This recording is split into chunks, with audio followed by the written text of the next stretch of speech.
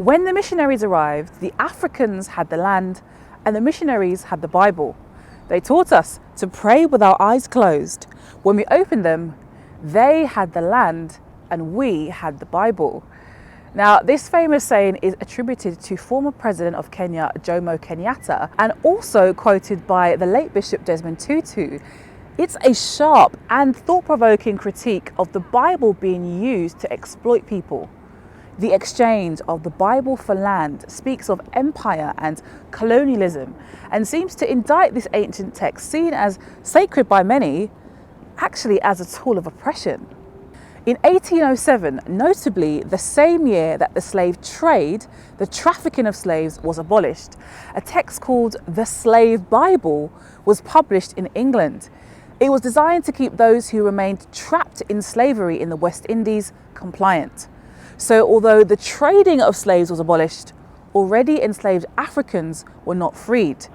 This butchered version of the Bible was carefully edited to remove any mention of people freeing themselves from bondage. In just one instance, it skips directly from Genesis 45 verse 28 to Exodus 19.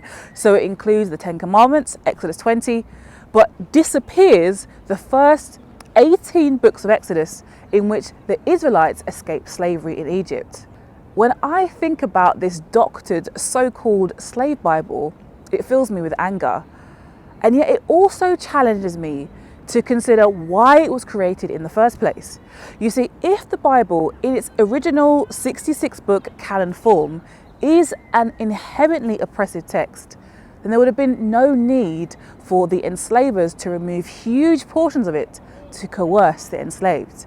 In fact, time after time, passages in the Bible speak of emancipation, letting the oppressed go free, and judgment pronounced by God upon the oppressors. The prophetic books like Micah, Isaiah, Amos, and Obadiah condemn people and the systems they create, which result in cruelty to disadvantaged people, such as widows, orphans, or the poor. But the Bible doesn't just denounce oppression, it amplifies the voices of marginalized people. The Psalms, collections of poetry and songs, make room for and invite lament over the pain we feel in this broken world. They invite candid questions and even anger towards God. Psalm 88, for example, doesn't mince words in saying, "Why, Lord, do you reject me and hide your face from me? You have taken me from friend and neighbor. Darkness is my closest friend." Psalm 137 also gives voice to the displaced and those in exile. By the rivers of Babylon, we sat and wept when we remembered Zion. How can we sing the songs of the Lord while in a foreign land? The entire corpus of Scripture speaks honestly about what it means to be human, to suffer unjustly at the hands of others, and to ask why. The Bible isn't a utopian text removed from the realities of our joys and our sorrows, our dysfunctional families, our flaky friends, or the pain of love and loss. No, the Bible dignifies our intuitive sense that oppression is wrong.